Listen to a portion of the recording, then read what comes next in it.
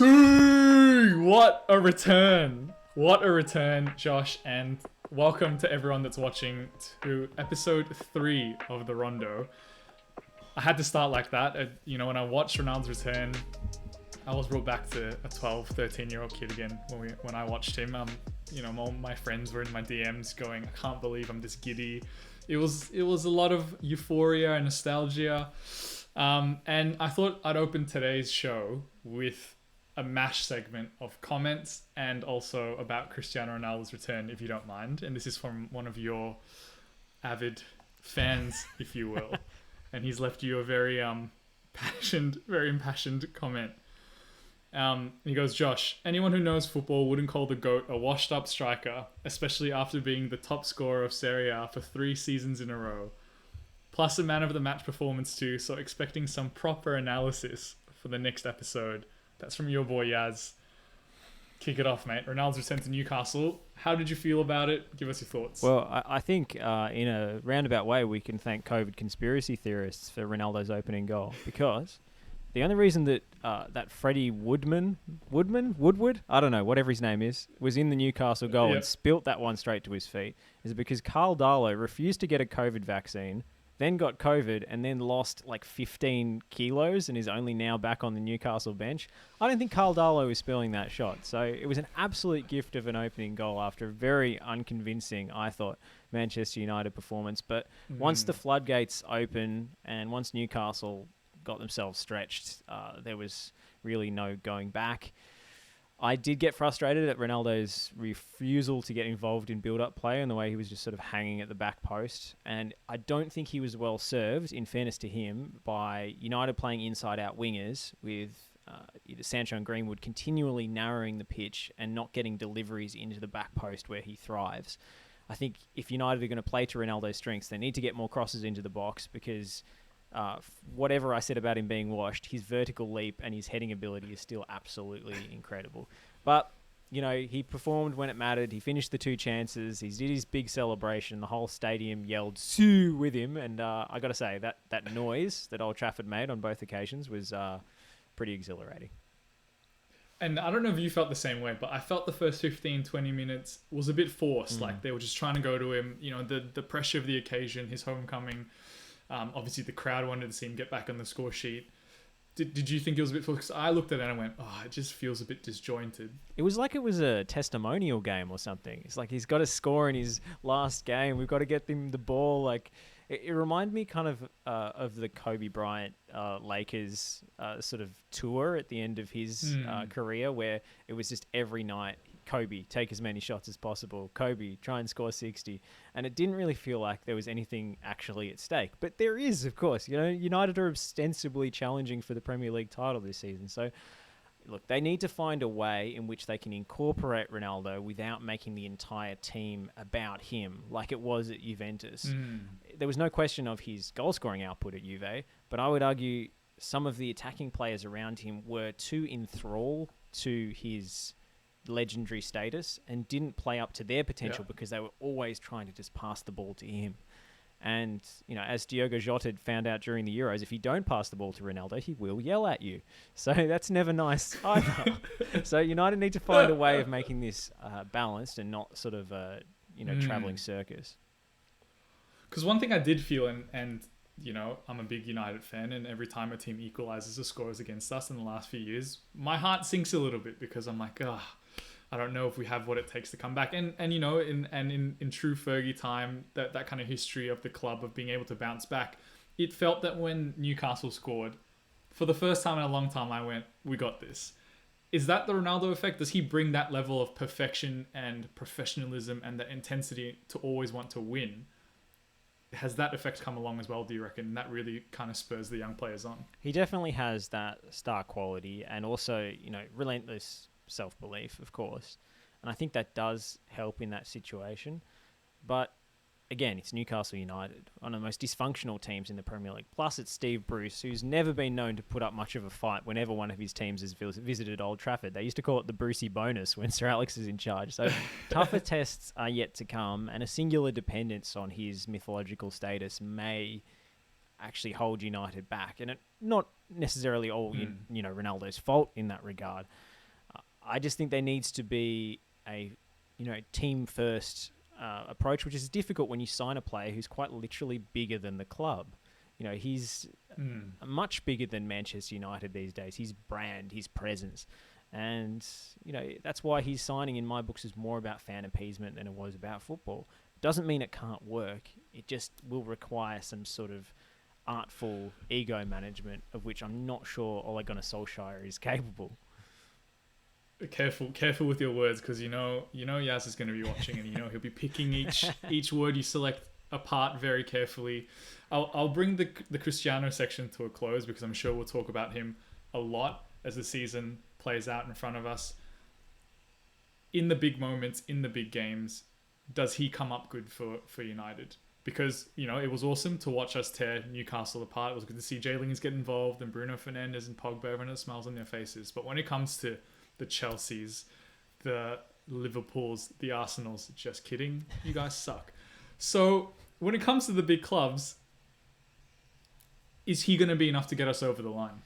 It's a very interesting question. I don't have the answer to it yet. Still the central midfield dynamic I'm not convinced by. I was very frustrated by some of the decisions and poor passes that Nemanja Matic made in the game. They are playing Matic there to try and recapture that incredible run of form at the back end of, I want to say, 2020, when United went on that crazy run with Pogba and Bruno playing so well and Matic just being anchorman, keeping it simple, stopping counterattacks. I don't know if he has that in the tank still, and that's why United not signing a defensive midfielder was the glaring miss of their otherwise exemplary transfer window.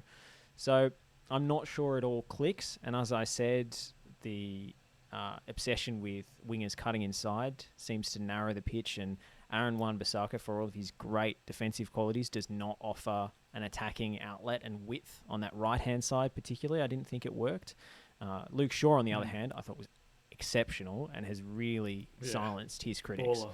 So that left-hand side looks pretty decent. It's the right flank that I'm not sure quite clicks, and that holding midfield spot. Yeah, and Ronaldo, Lukaku, they've battled it out in Italy. Who finishes on top, do you reckon? I just think Lukaku's playing for a better team. I don't think it says anything You're about... You're going to cop so much hate. I don't. He just plays for a better team. Chelsea's the Champions League winners, and then they're adding him as the cherry on the top, whereas Ronaldo is going to be almost solely responsible for, bringing United into contention if he does. So I just think Lukaku's going to have more chances to score. That's why I think he's probably going to just edge out. I think someone told me the number was 2 touches, 2 goals for Lukaku against Aston Villa or something like that. He's flying right now. It's unbelievable. We'll see. Moving on. You wanted to talk about this, and I think it's a really interesting topic. Trent Alexander-Arnold is at the center of a bit of a positional controversy, obviously with the recent qualifiers with England. He was deployed against, was it Andorra, in the center of the park in center midfield. And then Jurgen Klopp obviously had a little bit to say, as he normally does. And I'm just going to read a quote before I let you go on with this. And Jurgen Klopp said, "Why would you make the best right back in the world a midfielder? I don't understand that." There's 2 things that I want to touch on in that quote. Is he the best right back in the world? And also, what do you think the benefit of having him move into centre mid for Gareth Southgate is? I think he is, because I don't know how much competition there is in that position at the moment. He's only the best attacking right back in the world. I don't think there's really much doubt about that. I mean, he's recorded 35 assists already in the Premier League, which is one of the youngest players ever to do it. And he's a defender. I think the only players to get to 35 assists in the Premier League at a younger age are Rooney, Giggs, and Fabregas off the top of my head. So, I mean, that's good company to be in when that's not even your primary job. But the thing is, at Liverpool, he doesn't really play right back, not in a traditional sense. And he's talked in interviews quite openly about wanting to redefine the position, which, I mean, good on Trent. He didn't come through as a right back. It was only the position that was available in the first team due to injuries at the time. That's where he broke through. He was actually a number 6. He played in midfield all through his junior career.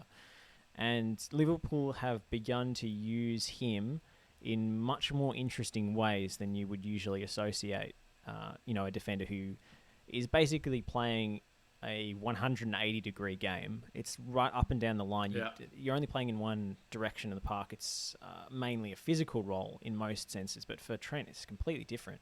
He comes inside a lot. There's this triangle they've been working at the start of the season with Liverpool. It's been really interesting with Harvey Elliott, sadly injured in that Leeds match horribly. But he's been terrific, drifting out to occupy the space that Alexander-Arnold has just vacated.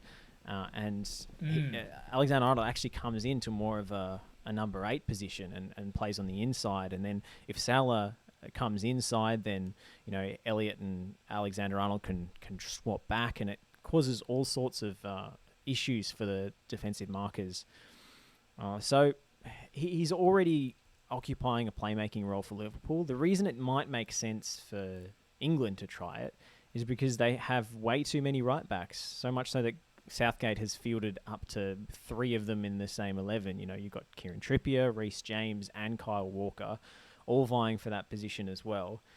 And it's meant that Alexander-Arnold's defensive frailties have come under a lot of scrutiny from the pundits in England because they're trying to separate these 4 players vying for ostensibly one position.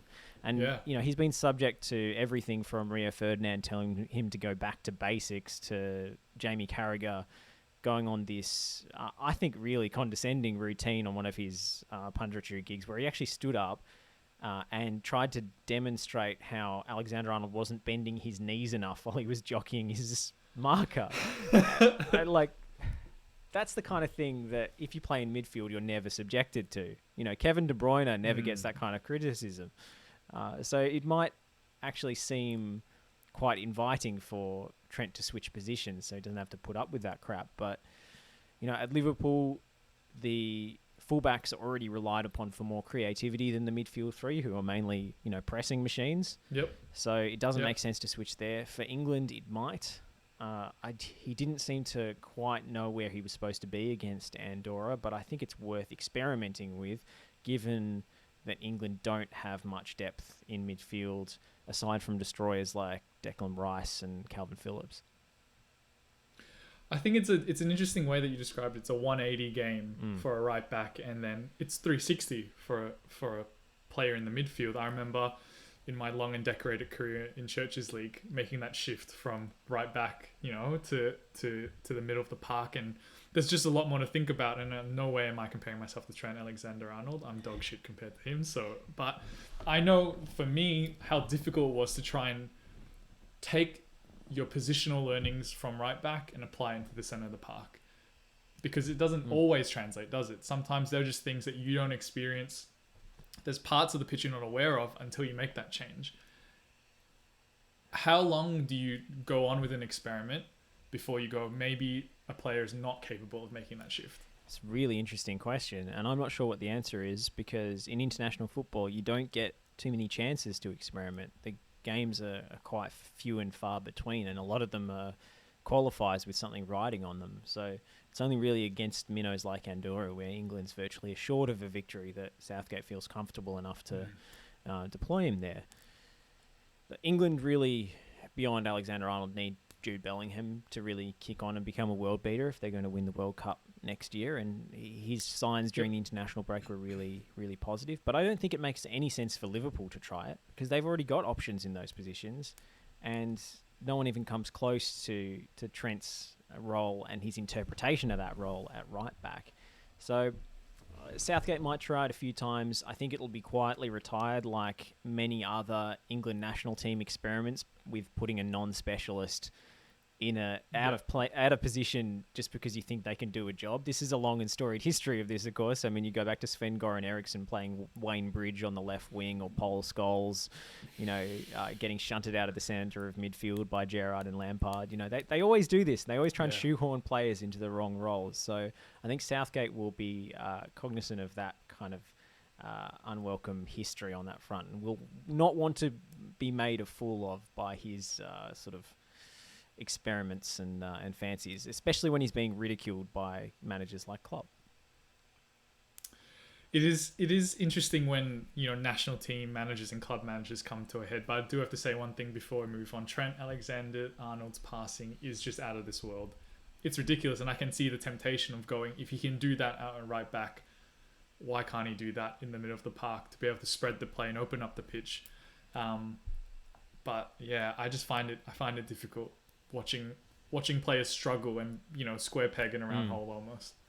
Yeah, and the variety of his crossing is quite unique. The kinds of different deliveries and different angles he can put in. I mean, Liverpool put in so many crosses, and that's not usually a hallmark of a great team, but they put in different sorts of crosses in a variety of positions, and it keeps defences guessing. And the opening goal against Leeds is a prime example of getting into a really high percentage crossing position. And there's a lot of really interesting analytical work being done of the different zones where balls are usually crossed from and the higher percentage chances that are created from each of those zones. And as you expect, inside of the box, down the touchline there, the right-hand side of the box is a huge hotspot for Liverpool and other teams in general.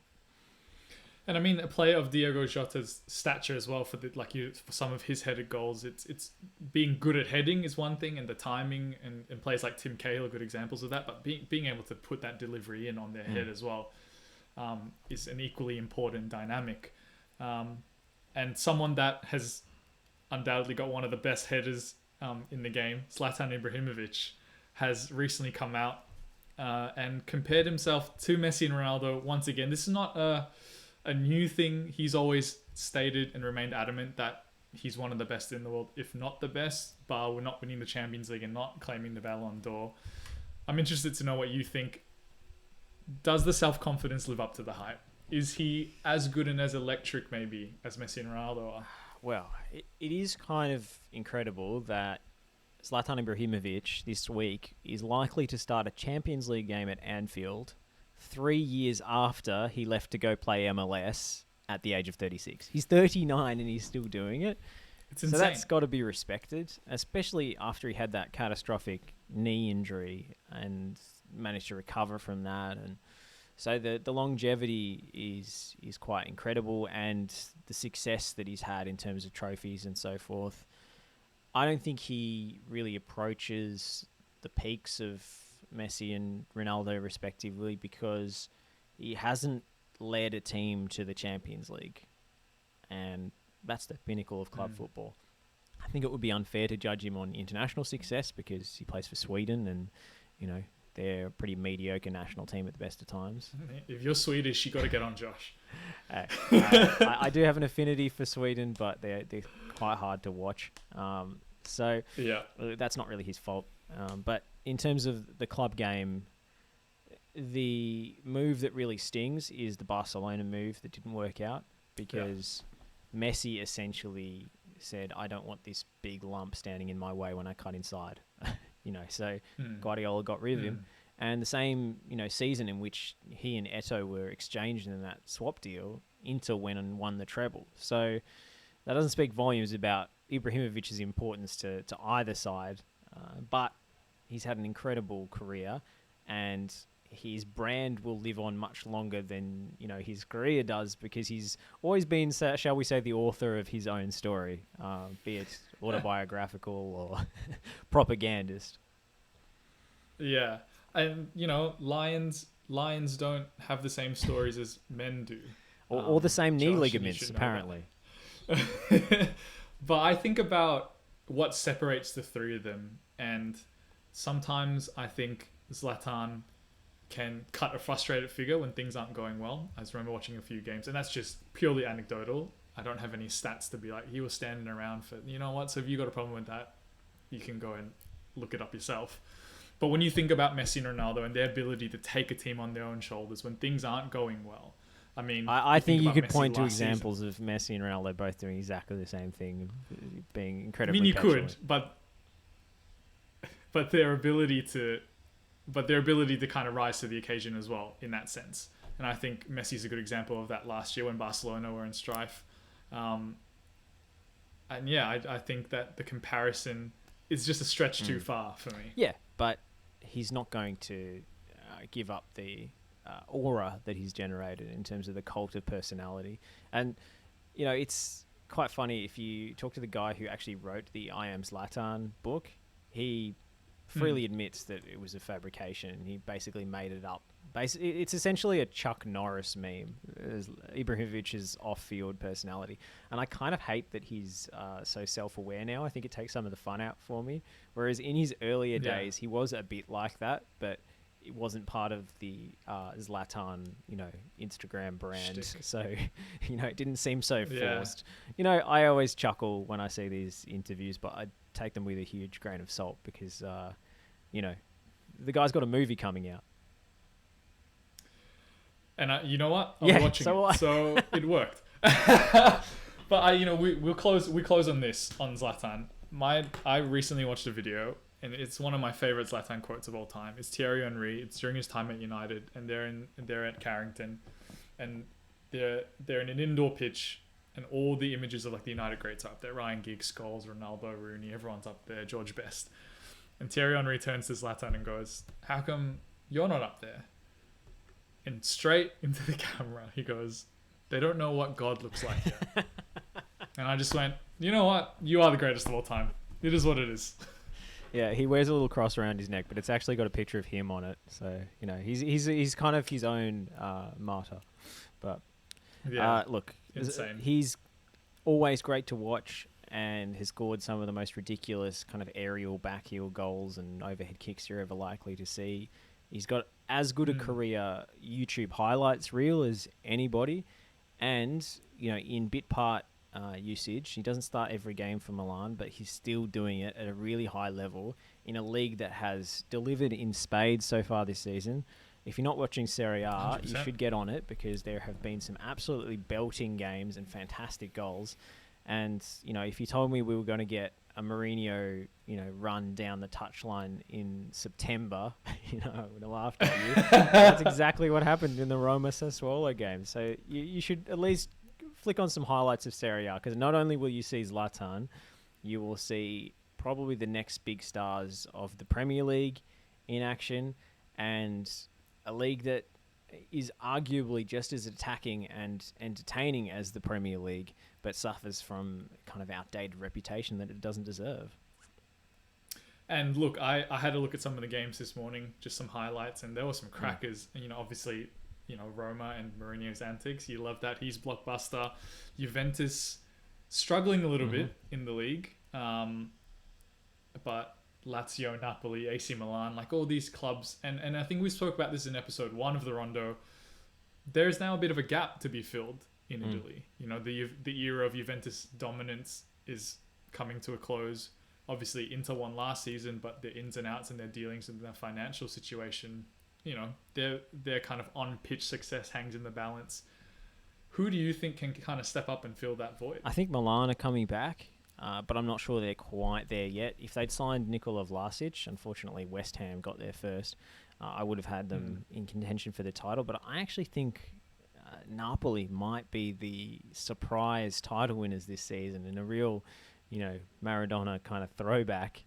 I'm supporting Napoli in Serie A this season, I've decided, because they are so good and so much fun to watch. And they've got a fantastic veteran coach in Luciano Spalletti. So I think they might be a sneaky title pick. Obviously, Juve will always be in contention, and there's a really open field this season. But I think Napoli have all the ingredients of a title-winning team, including 2 of the great centre-backs in the competition, especially Kalidou Koulibaly, who's basically... He's a monster. The president of Napoli basically keeps him chained to the training ground, so he can't be bought by a European club. Otherwise, he would be, playing for Chelsea or something. And they've got a fantastic young centre forward in Victor Osimhen, who's got all of Nigeria talking. Rapid. Yeah. Well, the team that I'm going for in Serie A is Venezia. I like their kits. I bought into the hype. They got their first win, and a fantastic solo goal in that game. I think it was Okereke who ran from halfway and beat 3 players. Yeah. So there's hidden gems. Insane. Yeah. So Josh's stamp of approval on Serie A. If you've not watched it, get on board. I know Yaz has stopped because Ronaldo has left. So maybe we pick up on that some other time. But now we move to the final segment of every episode of the Rondo, our Premier League picks. And Josh, there's still a game to be played tonight, but I've kind of rounded up and tallied up the scores as it stands. And even if I win tonight's game, I've lost the match day because I went for the underdogs, the upsets. Some say I did it for the content, but yes, I have lost this match day. So you're one up in the hunt for the jersey. Get in. Before we jump into our picks for the following match day, any standout moments, highlights for you? Yeah, it wasn't a great round of the Premier League, which is why I wanted to talk about Serie A instead. I mean, there was ostensibly a goal rush on Saturday night, so they call it when you're watching on Optus, but no one seemed to be in a particular rush to score a goal. There was only one in the entire first half of all those games, those simultaneous kickoffs put together, and it was the Ronaldo, tap-in. So Why do you say that was not meant. Give it a bit I just meant it was, not an exhilarating goal aesthetically. Later on in that game, of course, Bruno Fernandes scored one of the most satisfying long-range strikes you're likely to see. But it wasn't a great round of the Premier League. I thought probably the most entertaining or exciting game was probably the Crystal Palace Tottenham match, which ended in a massive upset. And you know what? I'm glad that you brought it up because I have to apologize to all Crystal Palace fans. Electric. Crystal Palace dominated. It was awesome to watch. I'm all in. Yeah. I'm all in. They were incredible. Odson Edouard off the bench, two goals. They've got young Michael Olise. 28 seconds it took him to score his first goal in the Premier League on his debut, which is a new record. And he scored twice. It was ridiculous. And it also just showed how much he's been mailing it in for Celtic in the first few games because he wanted to leave. He looked like he just didn't give two shits in the Old Firm derby. So it was a different Odson Edouard. And I also very much enjoyed the extremely London dispute between Tanganga and Wilfried Zaha. I thought I was watching UFC for a second. It was when he had him in like a lock, and I was like, "What is going on here?" But it was good. It was a fiery game. Enjoyed some of the jarring back and forth. I think he called him a pussyo, which, which you should never say again. Definitely not. But also my highlight on the weekend. Do you remember when I mentioned Hwang Hee-chan as a dark horse in the transfer? Gets on the score sheet. Not the prettiest goal. But was happy to see the South Korean get off the mark. Did you hear the Korean commentary of that goal? You should check it out. It's pretty spectacular. And I also learned, looking up Hwang Hee-chan after that podcast, that his nickname is the Bull, which in Korean is Hwangso. So it's like a pun on his name, which I love puns. So I'm all on board Hwangso and the Bull bandwagon. I love it. Well, let's take a look at Matchday 5 because now I'm one down on the score sheet. I don't know whether I should just keep going with the just underdogs. Do what your heart says, Ryan, and let me win the shirt at the end of the season. You need to shut up. That's what you need to do. First game, Newcastle, Leeds United. Give me Leeds. Talk to me. Give me Leeds. Newcastle are a mess. Leeds. And it's a tough one though, right? Because both of them haven't been performing that well. But I think I'm with you. Leeds have had the better performances, unlucky against Everton and Burnley not to get more points there. And they've played United and Liverpool in the other games. So I think you're right. I'm going to go with you on this one. I'm going to go Leeds. Next game up, Wolves, Brentford. Tough one, but I think Wolves at home gives them the edge. And I've been quite impressed with some of their performances. They haven't really quite clicked on all fronts, but Trincão's been playing well. I quite like Daniel Podence, who's I think he's the smallest player in the league, but he always beats players, and obviously Hwang Hee-chan we already mentioned. So they've got some attacking weapons now. I think at home, I'll give them the edge over a newly promoted side. This is a tough one for me because I did go for Brentford last time because I like them. I like and how you they got run burned. the club. And I did in the very 90th minute. Look, it's hard to look past Wolves. I think I agree with you. Like, I think the quality is just that much higher than the Brentford squad. And I don't want this to be like, oh, they're just going for the same. I swear, like, as things go on now, I'm going to start changing up. But I'm going to go for Wolves as well because I don't want to be buying Josh's shirt. Chat to me about the next one. Norwich City, Watford. This is a relegation battle already, and I am really tossing up here. I don't know who to pick. Norwich have the home advantage. I would say Watford have impressed me slightly more this season, but also Norwich have had a horror schedule of playing against some of the biggest sides in the competition and getting spanked. So I don't think that's a true reflection of where they are. You pick first. I'm gonna go Norwich. Mm-hmm. I'm gonna go Norwich. I have a soft spot for them. I like Todd Cantwell. Warming up with his headphones on. Yeah. That's a real Ryan vibe. Back in the day. Do you remember that one game I played with a beanie on one time? Yep. That's just how I roll. But like I like their football. I think they're fast, they're exciting. So I'm gonna go Norwich. I'm gonna be boring and go for a draw in this game.